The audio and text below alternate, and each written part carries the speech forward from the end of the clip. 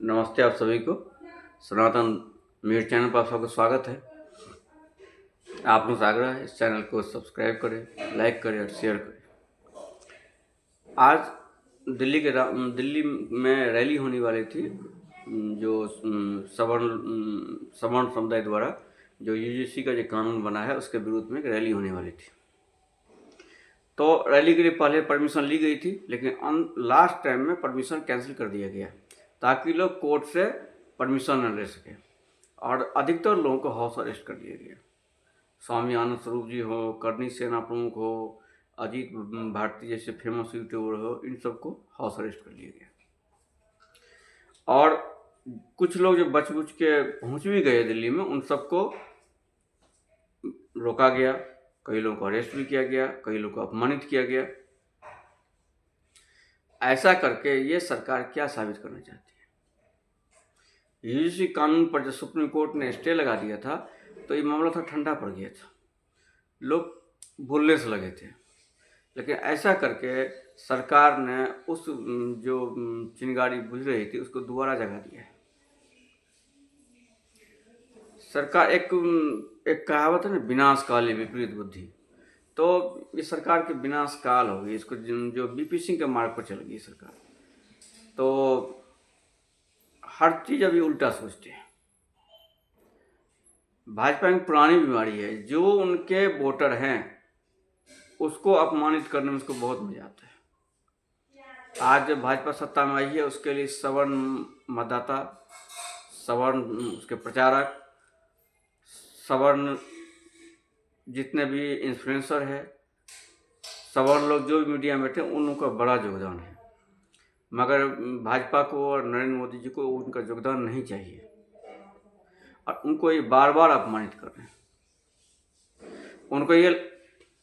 उनको ये लग रहा है कि अगर ये नहीं भी करेंगे तो बाकी लोग इसके विपरीत में वोट देंगे। अगर ये सवर्ण ज़्यादा मुखर होगा तो बाकी एसटी और ओबीसी में जो लोग उनको वोट नहीं थे वो भी वोट देने लगेंगे। ये जो मृग मरीच का है, भाजपा के रोग बहुत पुरानी है। नरेंद्र मोदी ने पसमानदा से तुष्टिकरण, मुस्लिम तुष्टिकरण की बहुत कोशिश किया, लेकिन इनको एक वोट नहीं मिला। इनको जो दलितों में, SC ST में बहुत सारे तुष्टिकरण किया, कई जगह उन्होंने यादवों किया, उन्होंने वोट नहीं दिया। उनको सिखों ने भी वोट नहीं दिया। अब जैसे दिल्ली में शाहीन बाग बनी थी, अगर कोरोना नहीं होता तो आज तक चलता रहता। ये कुछ नहीं कर पाए उनका। किसान आंदोलन के नाम पर 1.5 साल तक रास्ता रोके बैठे थे, खालिस्तानी झंडा लहरा दिया था, लेकिन ये कुछ नहीं कर पाए। गुरु नानक जयंती पर इन्होंने किसान के जो के नाम पर जो बिल लाया था, उस बिल को उसने रोल बैक कर लिया था। तो उन लोगों से दबते हैं। तो ये समझ में आ गया कि मोदी सरकार एक बहुत ही कमज़ोर सरकार है, और जो लोग विरोध कर सकते हैं, जो शक्तिशाली हैं, एक हैं और मजबूत हैं, उनके सामने दबते हैं। जो इस देश को नष्ट करना चाहते हैं उनके सामने बुरी तरह दबते हैं। ये बात स्पष्ट हो गई। सवर्ण लोग हैं, उनकी एक ही मांग है कि भाई जो कानून है सबके लिए बराबर हो। आरक्षण को तो सवर्ण ने स्वीकार कर लिया है, लेकिन इससे भी इनको मन में शांति नहीं है। अब बार बार नारा उठता है यूरेशिया, ब्राह्मण यूरेशिया चले जाओ। ब्राह्मणों के विरुद्ध बड़े बड़े टिप्पणियाँ किए जाते हैं, भद्दी टिप्पणियाँ किए जाते हैं। ब्राह्मण बेटियों के बारे में बहुत सारी गंदी टिप्पणियाँ की जाती है, और सरकार ने कभी उस पर स्वतः संज्ञान सरकार के मुँह से नहीं सुनाया जाता। कैसे रोहित वेमुला के नाम पर झूठ परोसा गया, कैसे मोदी सरकार ने SC ST 2015 में कैसे कानून पलटा। ये सहवानों कांड जैसा मामला था, फिर भी सबों ने उनका समर्थन दिया, क्योंकि मालूम है जो विकल्प है वो बहुत ही बुरे हैं, उसका ये नाजायज फायदा उठा रहे हैं। तो क्या अब सवर्ण तलछट हो चुका है? क्योंकि विपक्षी पार्टी के कोई भी नेता सवर्णों के पक्ष में एक भी उन्होंने एक शब्द नहीं बोला है किसी ने, ना कोई ट्वीट, ना मीडिया बयान, ना कोई समर्थन, कोई नहीं किया। इसका अर्थ क्या है कि सवर्ण अब तलछट हो चुके हैं भारतीय राजनीति में। अगर सवर्ण जो कृषिया के अगर इनको भाजपा हरा भी देंगे तो वो जीतेंगे, वो भी उनके साथ यही करेंगे। तो ये हमें बहुत सोच समझ करना है। हमें यह ध्यान रखना है कि जो राष्ट्रीय स्वयंसेवक संघ है, अब भारतीय जनता पार्टी है, इनको विकल्प बनाने के लिए इनसे जो नेतृत्व है इनका, उनको हटाकर नया नेतृत्व लाना है। हमें नया विकल्प नहीं बनाना है। मोहन भागवत नरेंद्र मोदी वाला नेतृत्व है जो पूरी संघ भाजपा को पूरी तरह से मतलब हिंदू विरोधी और सवर्ण विरोधी बनाने पर तुले हुई है। तो हमें चाहिए कि इनको हटाकर नया नेतृत्व है और पूरी तरह से भाजपा के विरोध में नहीं जाना है। इनको हटाना, जो गलत करते हैं, जो सवर्ण समाज हिंदू समाज विरोध में षड्यंत्र करते हैं, उनके विरुद्ध में हमको रहना है। क्योंकि भाजपा को हिंदुओं ने अपने खून पसीने से सींचा है, संघ को हिंदुओं ने खून पसीने से सींचा है। किसी का संघ और भाजपा किसी के बपूती नहीं है। हिंदुओं ने, सवर्णों ने खून पसीने से इस पार्टी को सींचा है। लोगों ने वोट दिया है, राम मंदिर के लोगों ने बलि चढ़ाई है, अपनी लाठी खाए हैं। तो इसलिए इनके कह देने से भाजपा इनकी नहीं हो जाएगी, संघ इनका नहीं हो जाएगा। हमें सबसे पहले इस करना चाहिए कि ये जो नेतृत्व है नरेंद्र मोदी को अब रिटायर कर देना चाहिए। लोग उनसे पक चुके हैं और उनके नेतृत्व अब लोगों को नहीं चाहिए।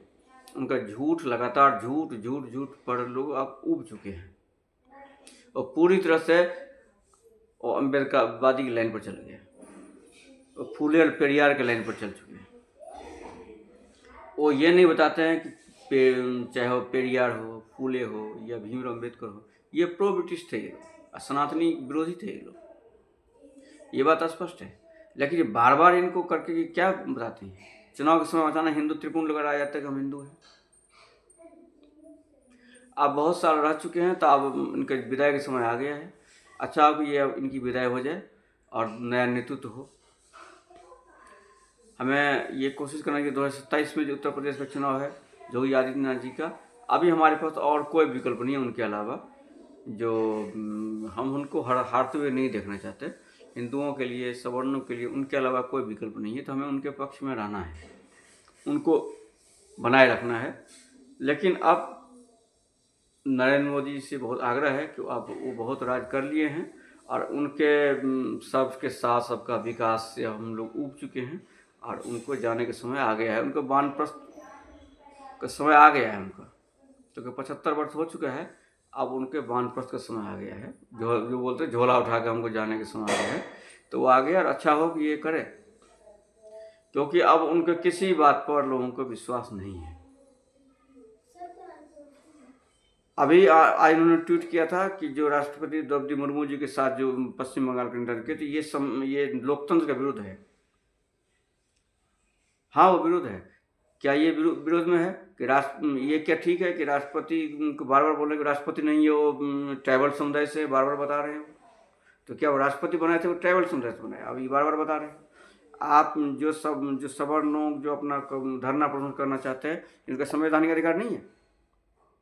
उनको इस तरह से कुछ चलना कि ये संवैधानिक है, लोकतांत्रिक है।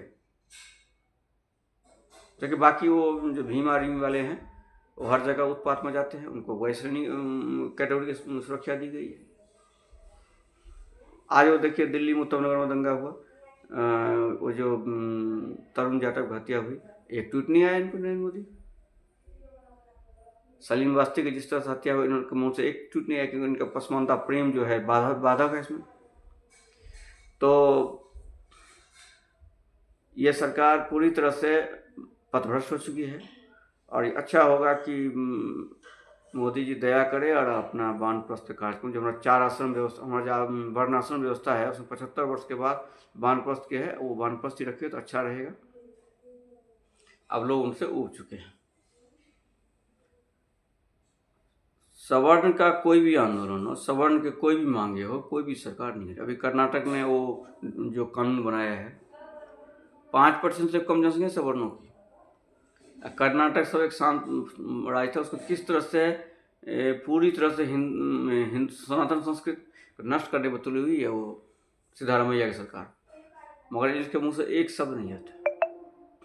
क्योंकि जब भाजपा के 5 वर्ष शासन था कर्नाटक में, इन्होंने वही कांड किया, वही हिंदू विरोधी रवैया उसने किया। अब वो रवैया किया तो फिर लोगों ने उसको या तो वोट नहीं दिया भाजपा को, या उसको वोट दे दिया, तो उससे उसकी सरकार की वो और भी ज़्यादा हिंदू विरोधी है। तो हम बीच में असमंजस में कसम फंस गए हैं। तो इसलिए ये विकल्प अच्छा नहीं है कि भाजपा हटाओ उसको जिताओ। अब ये हो गया कि भाजपा में जो नेतृत्व सनातन विरोधी है, सवर्ण विरोधी है, उनको हटाया जाए और नए नेतृत्व लाया जाए, ये अच्छा है। और नरेंद्र मोदी जी और मोहन भागवत दोनों अपना रिटायर हो जाए और दूसरों का रास्ता दें। हर जगह देश में, हर जगह हर प्रांत में यही बात हो गई है। हिंदुओं के लिए, उसमें भी सवर्णों के लिए जो मार्ग है संकुचित होती जा रही है। इसलिए हमें बहुत सोच समझ कर काम करना पड़ेगा। और जो हमारे जो सवर्ण लीडरशिप लोग हैं, वो अपना सोच समझ के करें और जनता को साथ में रखें। और चुनाव में जो लोग भाजपा के जो तथाकथित सवर्ण जो समाज से आते लोग हैं, उनको निश्चित रूप से सबक सिखाया जाए,